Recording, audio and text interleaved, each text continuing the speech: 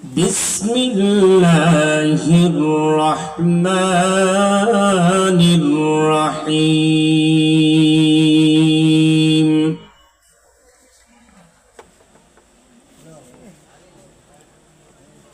قل إن كنتم تحبون الله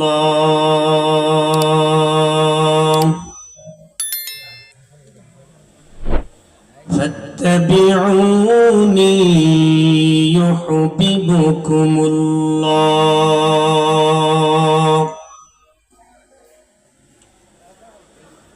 ويغفر لكم ذنوبكم والله غفور رحيم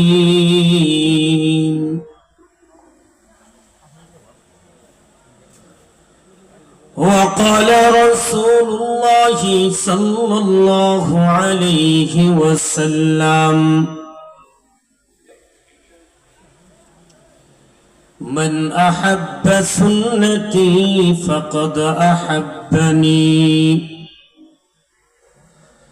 ومن أحبني كان معي في الجنة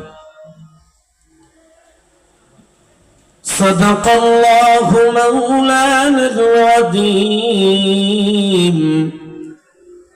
وصدق رسوله النبي الكريم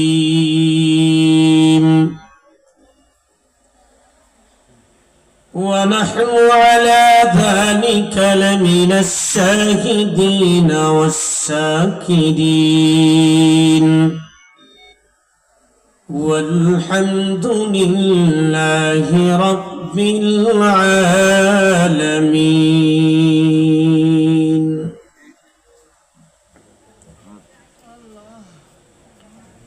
तकबीर में कलमा में नमाज़ों में अज़ामी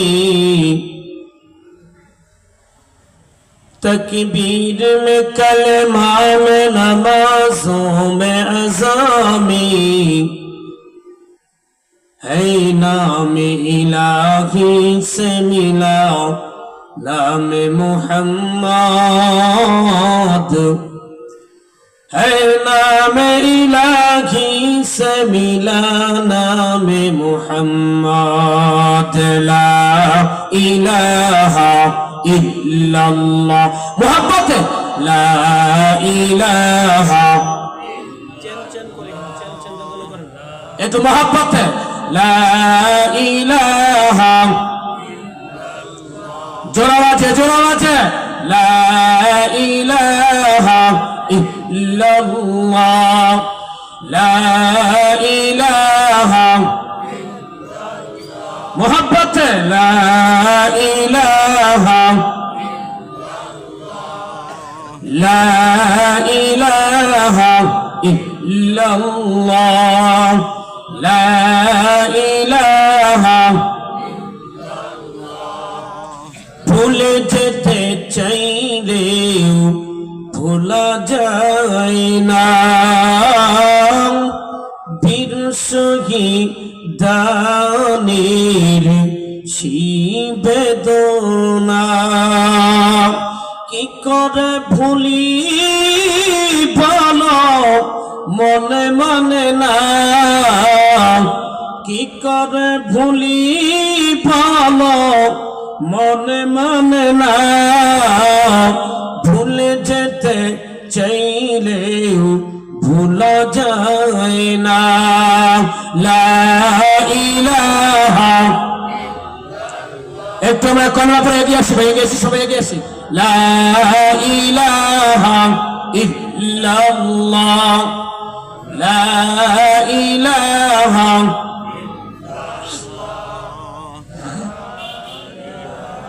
জোরা বাজে লা ইলাহা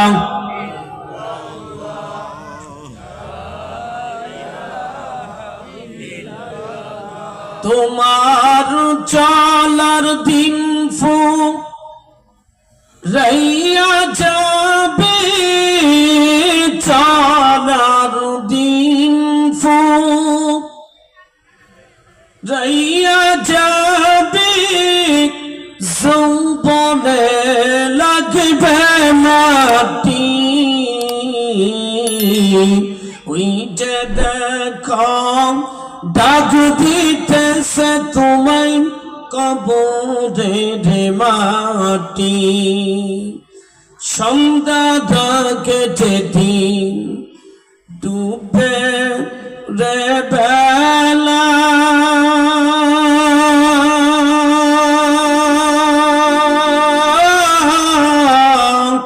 এক নিমিষেই ভেঙ্গে যাবে তোমার জীবনের খেলা তুমি কাঁদে দিবা জোরে ধামক কার মাথায় মারে বালাতি ওই যে দেখো দাগ দিতেছে তোমায় কবরের মাটি লা ইলাহা চলো আছে লা ইলাহা লা ইলাহা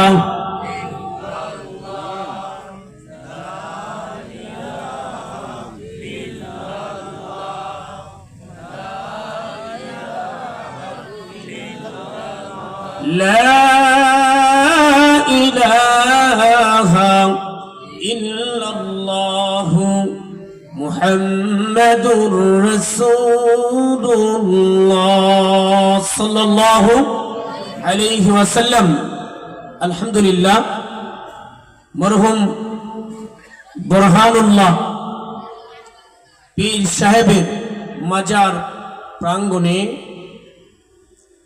অত্র এলাকার দিনদার পরহেজগার মুসলিম তৌহিদি জনতার উদ্যোগে আয়োজিত আজকের এই আজিমুশান ইজালে সাহাবের সদভাজন সম্মানিত সভাপতি বিশেষ অতিথিবৃন্দ হযরত উলামায়ে কেরাম বিভিন্ন এলাকা এবং অঞ্চল থেকে সমাগত রহমতি বরকতি সামিয়ানার নিচে জান্নাতের বাগানে আমার সম্মুখ পানে বসা তরুণ নবীন যুবক ভাই বয়োজ্যেষ্ঠ বাপজানেরা স্নেহের কচি কচারা মাইক্রোফোনের আওয়াজ যতদূর পর্যন্ত বিস্তার করছে পর্দার আড়ালে অবস্থানরতা সর্বগুণে গুণান্বিতা পরম শ্রদ্ধা আমার মা বোনেরা সম্মানিত সুধী আল্লাহ পাকের আলিশানে লাখো কোটি শুকর যে মালিক তেনার অশেষ কৃপায় আমাদেরকে জাগতিক সমস্ত ঝামেলাকে উপেক্ষা করে কনকনে শীতের রজনীতে আরামের ঘুমকে বর্জন করে জান্নাতি এই পরিবেশে এসে জান্নাতের বাগানের সদস্য হওয়ার মতো ফরম পূরণ করে কোরআন ও হাদিসের আলোকে কিছু কথা বলার আর শোনার সুযোগ করে দিয়েছেন এজন্য অন্তরের স্থল থেকে কালিমাতুশ শুকর আদায় করছি আলহামদুলিল্লাহ। আপনাদের কি মন খারাপ না 2-4 দিনের ক্ষুধার্ত আপনারা? তাহলে আওয়াজ এত নিচুকা? আলহামদুলিল্লাহর আওয়াজ সমস্বরে দিলে লাভ আছে না ক্ষতি? আল্লাহ পাক অসংখ্য গণিত নিয়ামতে সুসজ্জিত পৃথিবীতে আমাদেরকে শ্রেষ্ঠ জীব করে পাঠিয়েছেন। আসমান জমিন সহ গোটা পৃথিবীতে যাহা কিছু আছে প্রত্যেকটি আল্লাহ সৃষ্টি করেছেন আমাদের জন্য। আমাদেরকে সৃষ্টি করেছেন আল্লাহর এই নিয়ামত রাজি থেকে উপকৃত হয়ে আল্লাহ পাকের কৃতজ্ঞতা প্রকাশ করে আল্লাহর দাসত্বের মাধ্যমে আখিরাতকে নিশ্চিত করবার জন্য। কাজেই সুখে থাকি দুঃখে থাকি, সুস্থ অসুস্থ, হজরে আর সফরে, দেশে আর দেশের বাহিরে, সর্ব অবস্থাতেই কৃতজ্ঞতা প্রকাশ করতে হবে কার? এর জন্য একটাবার জবান খুলে ভক্তি সহকারে পড়ি আলহামদুলিল্লাহ। সকলে আমার সাথে বলুন রব্বানা লাকাল হামদ হামদান কাসীরান তাইয়িবান মুবারাকান ফীহি। বিশ্বনবীজি বলেছেন আদ-দুনিয়া খুলিকাত লাকুম ওয়া আনতুম খুলিকতুম লিল আখিরাহ। এটা নবীজির বাণী। বিশ্বনবীজি বলেছেন দুনিয়া সহ দুনিয়াতে যাহা কিছু আছে প্রত্যেকটি সৃষ্টিকে আল্লাহ পাক নিয়ামত হিসাবে সৃষ্টি করে অবৈতনিক ভাবে কোনো বেতন দেয়া লাগে না, অবৈতনিকভাবে আমাদের সেবায় নিবেদিত প্রাণ হয়ে যেন কাজ করে, এজন্য সৃষ্টি করেছেন, আমাদেরকে সৃষ্টি করেছেন আখিরাতের জন্য। আলহামদুলিল্লাহ। সংক্ষিপ্ত দরুদ ও সালাম নাজিল হোক বিশ্ব মানবতার মুক্তির দূত সাইয়্যিদুল মুরসালিন নবী জনাব মুহাম্মদুর রাসূলুল্লাহ সাল্লাল্লাহু আলাইহি ওয়াসাল্লামের উপরে। আপনারা সকলেই কেমন আছেন? আল্লাহ পাকের দয়া, আপনাদের নেক দোয়া, এই দুটির সমন্বয়ে আল্লাহ পাক আমাকে অনেক ভালো রেখেছেন বিধায়ে আপনাদের মাঝে আল্লাহ পাক আমাকে এই মুহূর্তে মঞ্চে স্থির করে দিয়েছেন। তো কাজে আমি লক্ষ্য করছি আপনারা এত রাত পর্যন্ত বসে আছেন ওদের আগ্রহের সাথে কথা শোনার জন্য।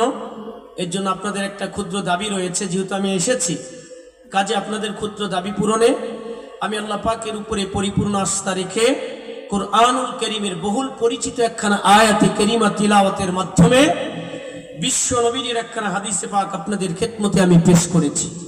দীর্ঘ কোনো ভূমিকা নয়, স্বল্প সময়ের ভিতরেই তিলাওয়াতকৃত আয়াত এবং পঠিত হাদিসটিকে সামনে রেখে সংক্ষিপ্ত বিবরণের মাধ্যমে সরাসরি কোরআন প্লাস হাদিস থেকে কিছু কথা আলোকপাত করার চেষ্টা করবো। মা তৌফিক ইল্লা বিল্লাহ। একটু আওয়াজ দিয়ে বলি আমিন। আসলে রাত্র গভীর হয়েছে, রাত্র 12টা পার হয়ে গেছে। এই সময়টি মূলত আখিরি মোনাজাতের সময়, কাজেই বেশি সময় আমি নিব না, খুব অল্প সময় কথা হবে। কথা শোনার মতো মন মানসিকতা আপনাদের আছে? আসলে এভাবে বলে বসে কথা বলা অভ্যাস নাই, তো হঠাৎ করে টিয়া লাগতেছে আর কি। তো যাই হোক, সমস্যা নেই, বলা যাবে। আল্লাহু আকবার। আপনারা এই যে আরামের ঘুমকে বর্জন করে এই মজলিসে আসতে পেরেছেন, বসতে পেরেছেন, এর জন্য খুশি না বেজার? কি পরিমাণ খুশি আপনারা? জোরে বলেন, কি পরিমাণ খুশি? প্রাণ খুলে খুশি আপনারা, প্রাণ থেকে? আল্লাহু আকবার। আল্লাহ পাক কাদের, কুদরতওয়ালা। এই এলাকার প্রত্যেকটা ঘরের থেকে একজন করে লোক যদি আসতো, এই ময়দান তো জায়গা না দেওয়ার কথা। এই জন্য আমি তো অপারেটরকে বলতে চাচ্ছি যে উপরের যে মাইক আছে এগুলো তুমি সাউন্ড বন্ধ করে দাও, শুধু মাঠে দাও। যারা ঘরে ঘরে ঘরে শুয়ে থেকে আওয়াজ শুনতে চায় এদেরকেও আওয়াজ শোনানোর কোনো দরকার নেই। আমি তো চাই যারা ময়দানে আছে এরা শুনুক, যারা আসতেই পারেন এরা আওয়াজ শুনবে কেন ঘরে শুয়ে শুয়ে? কারণ ওয়াজ উপদেশ শোনার অনেকগুলো আদব রয়েছে, শিষ্টাচার রয়েছে। এর ভিতরে একটা আদব হচ্ছে যিনি বলবেন তেনার সামনাসামনি হয়ে, ফেস টু ফেস হয়ে, বাহ্যিক কর্ণদ্বার সাথে আভ্যন্তরীণ কর্ণদ্বারকে খুলে দিয়ে অধীর আগ্রহের সাথে আমলের নিয়তে কথা শুনতে হয়। এছাড়া কেউ দাঁড়িয়ে থাকবে, কেউ আড্ডা দিবে, কেউ বিছানায় শুয়ে শুয়ে শুনবে, এটা উপদেশ কোরআন সুন্নাহর আলোকে শ্রবণ করা, এটা আদব বহির্ভূত কাজ। আদব নিয়ে আমি একটা হাদিস থেকে কিছু কথা বলি। আদব, ভদ্রতা এমন একটা জিনিস, আরবি সাহিত্যের কিতাবের ভিতরে আসছে আল আদাবু জুন্নাতুল লিন্নাস। আদব, ভদ্রতা, এটা হচ্ছে মানুষের জন্য ঢাল স্বরূপ। কোন মানুষের ভিতরে যদি আদব থাকে, ভদ্রতা, নম্রতার শিষ্টাচার থাকে, এই লোকটাই দুনিয়ার অনেক ধরনের অনিষ্টতার থেকে রক্ষা পেয়ে পরলৌকিক যে জীবন, মৃত্যুর পরে এই পরলৌকিক জীবনে অনেক আযাব গজব থেকে, নিরাপদ থেকে সমূলে পরিত্রাণ পেয়ে আল্লাহ পাকের পরম সুখের উদ্যান জান্নাতের মালিক হয়ে যায়। আদব এটি বিশেষ একটা গুণ, মারাত্মক একটা জিনিস। এজন্য আমরা যারা এখানে এসেছি অন্তত পক্ষে সবাই আদব রক্ষা করে কথা শুনবো তো ইনশাআল্লাহ। এটি কেন বললাম জানেন? রাসূল করিম সাল্লাল্লাহু আলাইহি ওয়াসাল্লামের জামানায় নবীজি সাহাবায়ে কেরামকে নিয়ে ওয়াজ করতেন। তো পার্শ্বে এক ইহুদির বাসা ছিল। কার বাসা ছিল? ইহুদির বাসা। তো ইহুদির এক ছেলে আল্লাহ রাসূল সাল্লাল্লাহু আলাইহি ওয়াসাল্লামের দরবারে এসে ওয়াজ শুনতেন। খুব ভালো করে শুনবেন কথাটা। আল্লাহ রাসূলের দরবারে এসে কি শুনতেন? ওয়াজ শুনতেন। তো হঠাৎ করে একদিন দেখা যায় যে ওই ইহুদির বাচ্চাকে আর রাসূলের দরবারে পাওয়া যায় না। সাহাবা ইকরামদের জিজ্ঞাসা করলেন ওই বাচ্চাটা কেন নাই? তো নির্ভরযোগ্য সূত্রে এক সাহাবী বলছেন, ইয়া রাসূলুল্লাহ, আমি শুনেছি ওই ইহুদির বাচ্চাটা অসুস্থ। রাসূল করিম সাল্লাল্লাহু আলাইহি ওয়াসাল্লাম ইহুদির বাসায় গেছেন ওই বাচ্চাটাকে, ছেলেটাকে দেখার জন্য। ছেলেটার কাছে যখন গেছে তো রাসূল করিম সাল্লাল্লাহু আলাইহি ওয়াসাল্লামের চেহারা দেখে ওই ইহুদির বাচ্চা ছেলেটা আশ্চর্য হয়ে গেছে। আল্লাহ রাসূল আমাদের বাড়ি পর্যন্ত আসছে আমাকে দেখার জন্য, অথচ রাসূল জানেন যে আমার বাবাও ইহুদি, আমি ইহুদির ঘরে সন্তান ইহুদি, কিন্তু রাসূলের দরবারে যাই আমি যেতে পারি নাই। এই মুহাব্বতের টানে রাসূল চলে আসছে। তো রাসূলের চেহারা মোবারক দেখার সাথে সাথেই ইহুদির এই বাচ্চা, ইহুদির ছেলেটার ভিতরে ঈমান আনয়নের একটা দীপ্ত আশা জাগ্রত হয়েছে যে আমি ঈমান আনবো, কিন্তু নিরুপায়, বাবা তো ইহুদি। এই জন্য একবার রাসূলের চেহারার দিকে তাকায়, আর একবার তার বাবা ইহুদির চেহারার দিকে তাকায়। তো ছেলের চাহনি দেখে বাবার ভিতরেও এই জিনিসটা বুঝে আসছে যে আমার ছেলে মনে হয় ইসলাম গ্রহণ করতে চায়। এজন্য বাবাই উত্তর দেয়, বাবা তুমি যে দরবারে যাও উপদেশ শুনে আসো, তোমার অসুস্থতার কারণে তোমাকে দেখতে আসছে, তুমি যদি চাও সেই ব্যক্তির মতাদর্শ মেনে নিয়ে তুমি মুসলমান হয়ে যেতে পারো, আমি বাবার পক্ষ থেকে কোনো ওজর আপত্তি নাই। হাদিসের কিতাবের ভিতরে আসছে ইহুদির বাচ্চার সাথে সাথেই পবিত্রতা অর্জন করে নবীজির হাতে হাত থেকে কলেমা পড়ে মুসলমান হয়ে গেছে। মুসলমান তো হয়েছে, যে রোগে আক্রান্ত ছিল অল্প কিছুক্ষণের মধ্যে ইহুদির সেই ছেলেটা ইন্তেকাল করেছে। কি করেছে? ইন্তেকাল করেছে।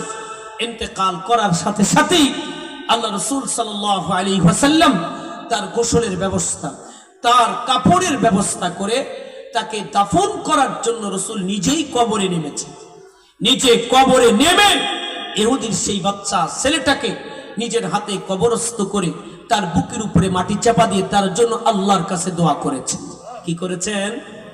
আল্লাহ রাসূল সাহাবায়ে কিরামকে বলেছিলেন, হে সাহাবায়ে কিরাম, দুনিয়াতে জ্যান্ত জান্নাতি মানুষ যদি কেউ দেখতে চাও এই ছেলেটার চেহারার দিকে তাকাও। আমার প্রশ্ন হচ্ছে যে ছেলেটা সবেমাত্র ইসলাম গ্রহণ করে কিছুক্ষণের মধ্যে ইন্তেকাল করল, নবীজি বললেন জান্নাতি লোকের দিকে তাকাইতে চাইলে এর দিকে তাকাও। নবীজি নিজেই কবরে নেমে কবরস্থ করে তার জন্য দোয়া করলেন। কারণটা কি? এ তো ইসলাম গ্রহণের পরে এক ওয়াক্ত নামাজ পড়ার সুযোগ পায়নি, একটা রমজান মাসে রোজা রাখারও সুযোগ পায়নি, কোটি টাকা তো দূরের কথা, একটা টাকা যাকাতও দেয়নি, হজও করার সুযোগ পায়নি, অথচ ইসলাম গ্রহণ করলো, কিছুক্ষণের মধ্যে ইন্তেকাল করলো, তো সে জান্নাতি হয়ে গেল। এখান থেকে মুহাদ্দিসিন ইকরাম দুটি জিনিস বের করেছেন। এক, রাসূলুল্লাহর দরবারে ইহুদির সন্তান হিসাবে বসলেও এমন আদব রক্ষা করে বসতেন যে তার আদব আর শিষ্টাচারের প্রতি লক্ষ্য করে নবীজি তাকে দেখতে গেছেন, নবীজি তাকে জান্নাতি মানুষ বলে আখ্যা দিয়েছেন। এজন্য সাহাবায়ে কিরামের এই কথার উপরে, রাসূলের এই কথার উপরে ভিত্তি করে আমরা এতটুকুন বুঝে নিতে পারি, ভদ্রতা আর নম্রতার আদব শিষ্টাচার একজন মানুষকে জান্নাত পর্যন্ত নিয়ে যেতে পারে যদি তার পিছনে অনেক আমল নাও থাকে।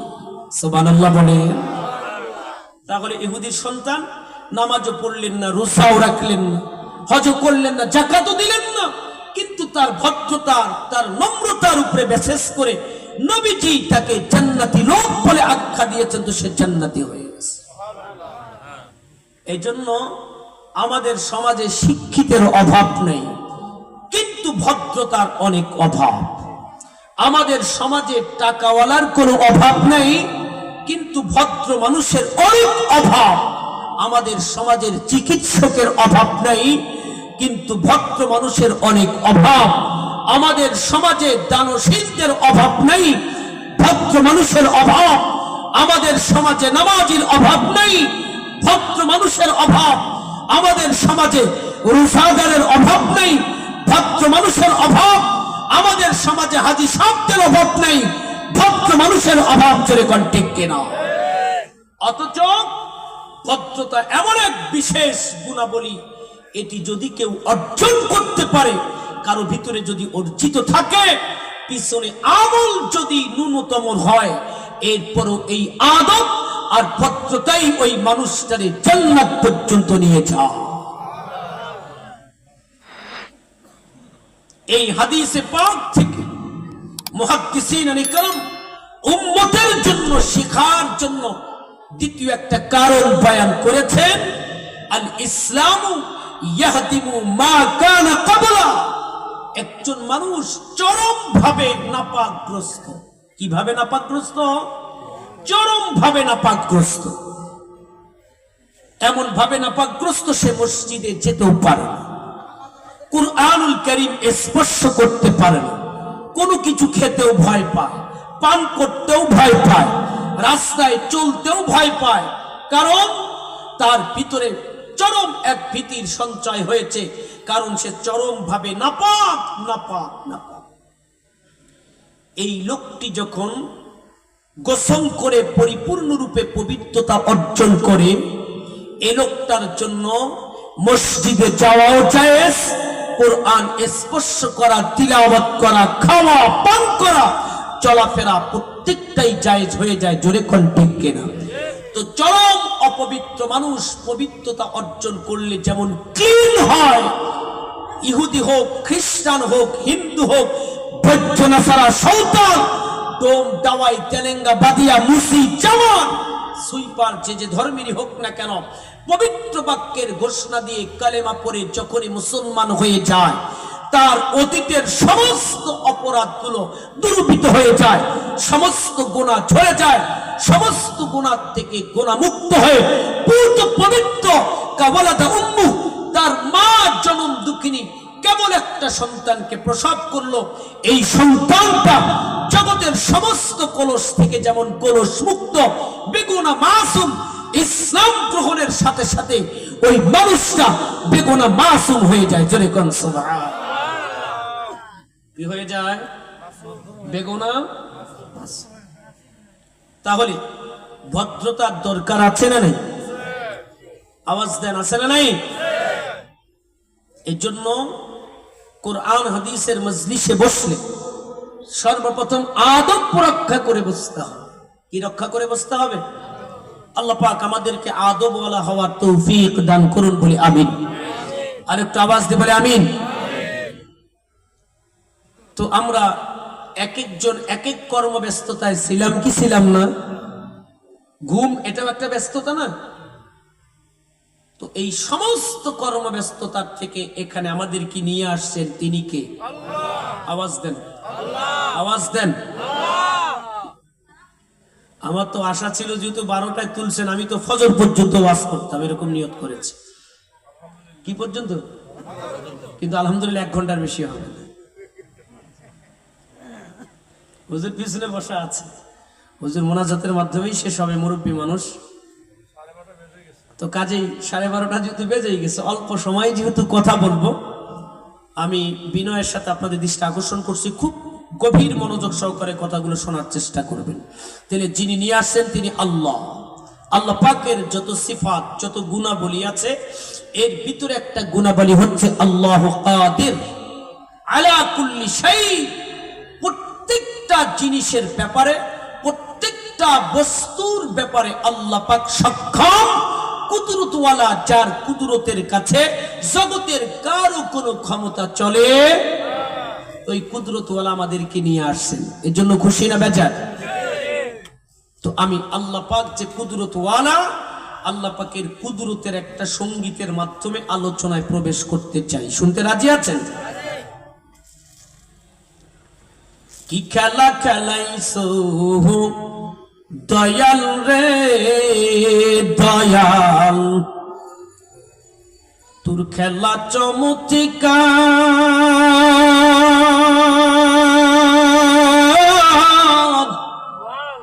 বলে না পাকে মানুষ বানাইয়া নীল লাইসো বা জাদো রে কি খেলা খেলাইছো দয়াল রে জোরে বলেন খেলাটা তুমি কাউরে দিলা 10টা সন্তান জায়গা সম্পদ নাই কাউরে দিলা কোটি টাকা একটা সন্তান নাই টাকা করিয়া ধন সম্পত্তি দিলা বেশি করে আবার মরার পরে কান্দে করে কবরে নামাবে কিতাবে রে কি খেলা খেলাইছো দয়াল রে জোরে বলেন খেলাটা তুমি কাউরে করলা জনম দুঃখী মা বাবা গাইরা নিয়া কাউরে করলা চির দুঃখী সন্তান বানায়া কাউরে তুমি কান্দাও দয়াল কাছের মানুষ গাইরা নিয়া কাউরে অল্প বয়সে রাখলা বিধবা বানায়ারে কি খেলা খেলাইছো দয়াল রে জোরে বলেন ঠিক কিনা এই সব কুদরতের খেলা যে কুদরতওয়ালা খেলে ওই কুদরতওয়ালা কুদরতের ক্যাপাসিটিতে রহমতের ফেরেশতাকে আমাদের প্রত্যেকের পিছনে লেলিয়ে দিয়ে রিসিপশন করে জান্নাতের ময়দানে নিয়ে এসে জান্নাতের বাগানের সদস্য হওয়ার মতো ফরম পূরণ করার তৌফিক দিয়েছেন জোরে কোন সুবহানাল্লাহ আর একটু আওয়াজ দেন আর একটু আওয়াজ দিতে হবে আপনারা অনেকে ভাবতেছেন লোকজন কম হুজুর তো বেশি সময় ওয়াজও করবে না আসলে লক্ষাধিক শ্রোতা থাকা লং টাইম ওয়াজ করা এটা যে কবুলিয়াতের জন্য শর্ত এমনটা কিন্তু না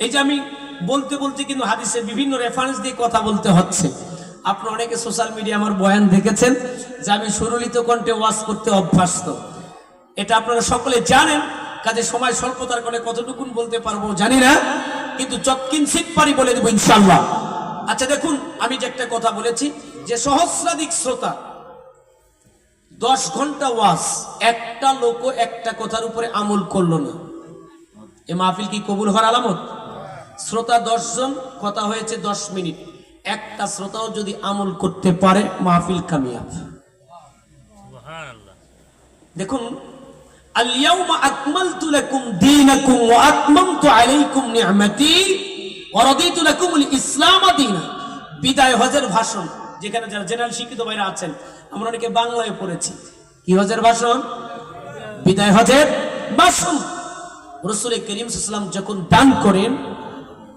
এই বিদায় হজের ভাষণ দানকালে লক্ষ লক্ষ মানুষ ছিল না দীর্ঘ টাইম বক্তব্য দেননি এই আয়াতের ব্যাখ্যায় তাফসীরে কাশফের ভিতরে একটা তথ্য এসেছে বর্তমান যে আমাদের সময় ঘড়ির কাঁটা আছে না হ্যাঁ 60 সেকেন্ডে 1 মিনিট 60 মিনিটে 1 ঘন্টা সময় কি না বর্তমান সময়ের সাথে সে বিদায় হজের ভাষণের সময়কে যদি হিসাব করা হয় মাত্র 16 থেকে 17 মিনিট নবীজি বক্তব্য দিয়েছেন তো 16 থেকে 17 মিনিটের বক্তব্যের উপরে আল্লাহ আয়াত নাজিল করেছেন যে আজকের দিন থেকে ইসলামের বিধান পরিপূর্ণ আমার পক্ষ থেকে আপনার জন্য নিয়ামতকে পরিপূর্ণ করে দিলাম এবং সহজ সরল সঠিক পথ আপনাকে দেখিয়ে দিলাম ভালো করে স্মরণ রাখবেন নবীজি আরাফাতের ময়দানে যে বক্তব্যটুকুন 16 থেকে 17 মিনিটে দিয়েছেন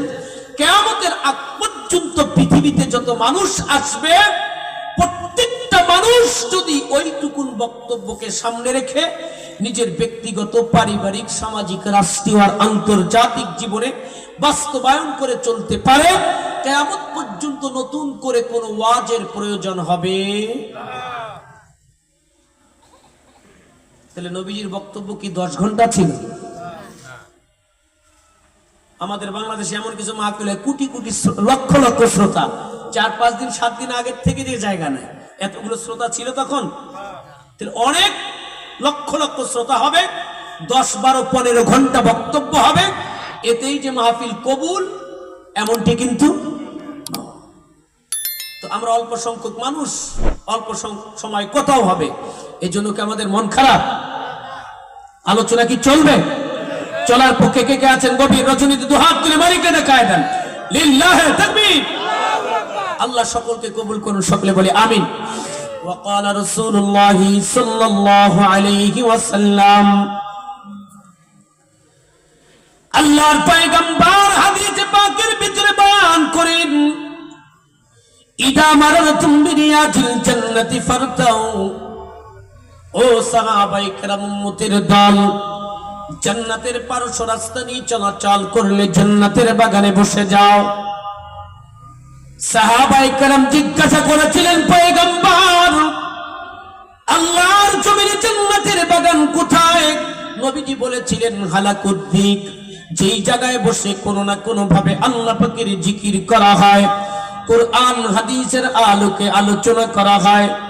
বাহ্যিক দৃষ্টিতে যে কোনো পরিবেশেই হোক না কেন, রব্বুল আলামিন পরিবেশটারে চেঞ্জ করে জান্নাতের বাগানে রূপান্তরিত করে দাও। নবী আমার সাদিক আল মাসদুক, যে পয়গম্বর আল্লাহর জমিনে যে কথাগুলোই বলতেন, প্রত্যেকটা কথাকেই সত্য রূপে সত্যায়ন করেছেন আল্লাহ। এই পয়গম্বরের জবানে মুবারকাত থেকে নির্গত বাণী, যেখানে জিকিরের মজলিস, দ্বীনি আলোচনার মজলিস, এই মজলিস গুলোকে আল্লাহ পাক রব্বুল আলামিনের পয়গম্বর জান্নাতের বাগান বলে ঘোষণা করেছেন। এই কথার ভিতরে কোনো সন্দেহ না। সন্দেহ আছে? সন্দেহ যদি কেউ মনে করে, ঈমান থাকবে? নবীজির বক্তব্যের উপরে কেউ যদি সন্দেহ করে, ঈমান থাকবে? আচ্ছা, তাহলে আমরা কোথায় বসেছি? জান্নাতের বাগান। একটা মাত্র লাভের কথা বলি, খুশি হবেন না? যে আমরা আখিরি মোনাজাত করে যাব, কি নিয়ে যাব? অনেকে তো মনে করছি যে তবারক দিবে, তবারক নিয়ে যাব, অনেকে তো খেয়ে ফেলছি, আলহামদুলিল্লাহ, সমস্যা নাই। কিন্তু সবচেয়ে দামি যে জিনিসটা আমরা সাথে করে নিয়ে যেতে পারবো, ওয়াকাল রাসূলুল্লাহ সাল্লাল্লাহু আলাইহি ওয়াসাল্লাম, আল্লাহর পয়গম্বর বলেন, হুজুর মাজলিসে ইলম আফদালু মিন সালাতি আলফি রাকাতিন ওয়া ইয়াদাতি আলফি মারিদ ওয়া শুহুদি আলফি জানাজাতিন। একটু আওয়াজ দিয়ে বলেন আল্লাহু আকবার। দুনিয়ার জমিনে জান্নাতের বাগানে যারা বসে, এদের কি লাভ? বলে অনেক লাভ। এর ভিতরে উল্লেখযোগ্য একটা লাভ হচ্ছে, একজন প্রকৃত মুমিন, যে মুমিনের ঈমান একেবারে শিরিক আর বিদআত মুক্ত। কি মুক্ত? শিরিক বিদআত মুক্ত, একেবারে ক্লিন, আল্লাহ কর্তৃক পরীক্ষিত ঈমান। এমন একজন ঈমানদার 1000 রাকাত নফল নামাজ আদায় করছে, যেটাও আল্লাহর দরবারে কবুল হয়েছে। একজন মুমিন 1000 নফল রোজা রাখছে, যেটাও আল্লাহর দরবারে কবুল হয়েছে। একজন মুমিন 1000 মুসলমানের জানাজার নামাজ আদায় করছে, যেটাও আল্লাহর দরবারে কবুল হয়েছে। সর্বমোটে 3000 কবুল নফল ইবাদত করলে বান্দার আমলনামায় আল্লাহ যেই পরিমাণ নেকি লিখে দেয়, দুনিয়ার জমিনে দিন শেখার মজলিসে জান্নাতের বাগানে কিছু সময় বসতে পারলে 3000 কবুল নফল ইবাদত করবার থেকে উত্তম নেকি বান্দা বান্দির আমলনামায় লিখে দাও। কত হাজার? কত হাজার? জোরে বলেন। এখানে একজন গ্যারান্টি দিয়ে বলেন, হুজুর আমি আমার হায়াতের জিন্দেগিতে 2 রাকাত কবুল ইবাদত সাথে করে কবরে যেতে পারবো, এমন কোন গ্যারান্টি আর ওয়ারেন্টি আমার কাছে আছে? আছে নাকি? পারবেন? মুসলমান যুবক ভাইরা আমার, দুনিয়ার জিন্দেগি বড় নগণ্য, দুনিয়ার হায়াতের জিন্দেগি বড় ক্ষণিকের জিন্দেগি। এই তো সবে মাত্র জন্মের মাধ্যমে হায়াতের সূর্য উদয় হয়েছে, কখন জানি মৃত্যুর মাধ্যমে হায়াতের সূর্য অস্তে যাবে কারো জানা নাই। চোখের পলকে দুনিয়ার জিন্দেগি শেষ হয়ে যাচ্ছে। কাজে ক্ষণিকের এই দুনিয়ার জিন্দেগিতে এতগুলো কবুল ইবাদত করতে পারবো কি পারবো না কোনো গ্যারান্টি নাই। কিন্তু নবী আমার ওয়ারেন্টি দিচ্ছেন, উম্মত জান্নাতের বাগানে ঈমান ও ইখলাসের সাথে বসতে পারলে 3000 কমপ্লিট কবুল নফল ইবাদত শুধু নয়, এর থেকেও বেশি নেকি আল্লাহ পাক রব্বুল আলামিন বান্দা বান্দির আমলনামায় লিখে দাও। ও মুসলমান, অনেকে বলতে পারি হুজুর আমি তো 5 ওয়াক্ত নামাজ আদায় করি, রমজানের রোজা রাখি, কোটি কোটি টাকা যাকাত দেই, হজ তো পালন করেছি, আমার পূর্ণের তো কোনো অভাব নাই, তাহলে কেমনে আমি 2 রাকাত হলেও কবুল নফল ইবাদত সাথে করিনি, কবর যাইতে পারবো কি পারবো কোনো গ্যারান্টি নেই কেমনে? খুব ভালো করে বুঝবেন মুসলমান, আল্লাহ পাক রব্বুল আলামিন মালাকুল মউতের মাধ্যমে দৈনন্দিন হাত সানি দিয়ে প্রত্যেকটা মানুষের ডাক দেয়। কিন্তু এমন একটা সময় চলে আসবে মালাকুল মউত চূড়ান্ত ভাবে দরজার উপরে আইসা বিদায়ের ঘোষণা শোনায় দিবে। জগতের কোনো ক্ষমতাধরের ক্ষমতা নাই, চূড়ান্ত বিদায়ের ঘোষণা যেদিন শোনায় দিবে, চোখের পলক পরিমাণ সময় আপিস করে দুনিয়ার জমিনে বেঁচে থাকবে কারো ক্ষমতা নেই। এই জন্য যে মালাকুল মউত দৈনন্দিন হাত ছাড়িয়ে রাখবে, কিন্তু কোন দিন কোন সময় কোন টাইমে চূড়ান্ত ডাক দিবে কারো জানা নাই।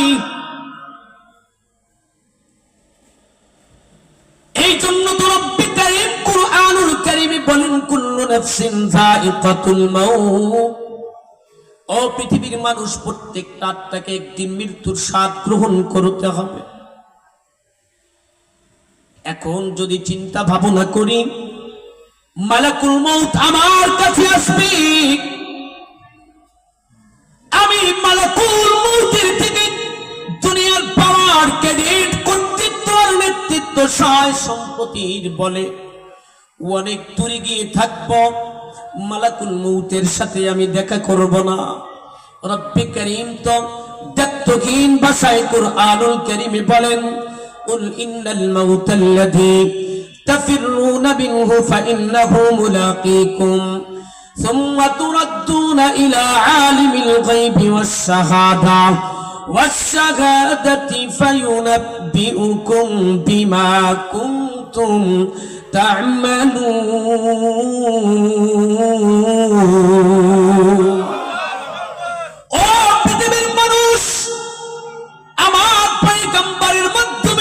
তোমাদেরকে জানাই দিয়েছি ইন্নাল মাউতাল্লাযী তাফিরুনা মিনহু ফাইন্নাহু মুলাকীকুম, মালাকুল মউতের সাথে তুমি দেখা করবা না, তুমি যেখানেই থাকো না কেন মালাকুল মউত টাইমলি তোমার সাথে দেখা করবে। বলে জগতের কেউ যদি চিন্তা করে জমিনে থাকলে মালাকুল মউত আমার সাথে দেখা করবে, আমি জমিনে কোথাও পালাবো না, লুকাবো না, আমি দূরে কোথাও গিয়ে থাকবো। রব্বি কারীম দায়িত্বহীন ভাষায় জানায় দেয় না বান্দা না, ওয়ালাউ কুনতুম ফি বুরুজিম মুশাইয়াদা, সিঁড়ি লাগায়া তুমি উদ্যোগ করে যদি পারি জামাও, যেখানে তুমি লুকাও, টাইম যখন চলে আসবে মালাকুল মউত তোর সামনে গিয়ে হাজির হয়ে যাবে। বলে কেমনে হাজির হবে, কতটুকুন সুযোগ আমি পাবো? বলে লা ইস্তাখিদুনা সাআতাও ওয়ালা ইস্তাকদিমুন।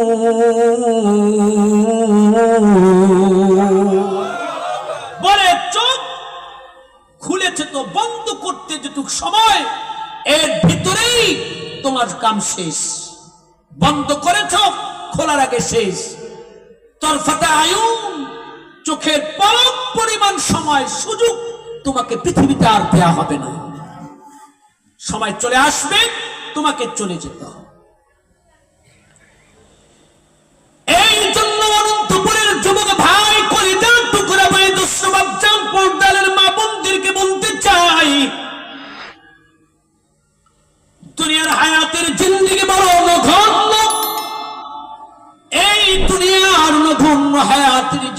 পৃথিবীতে এতগুলো কবুল নফল ইবাদত করতে পারবো কি পারবো না কোনো গ্যারান্টি নাই, কিন্তু এই ধরনের জান্নাতের বাগানে বসতে পারলে কমপ্লিট 3000 কবুল নফল ইবাদতের থেকে বেশি নাকি অর্জন করে নিয়ে বাড়ি পর্যন্ত যাওয়া যায়। রহমতে আলম বয়ান করে সাহাবায়ে কেরামকে বুঝাইছে।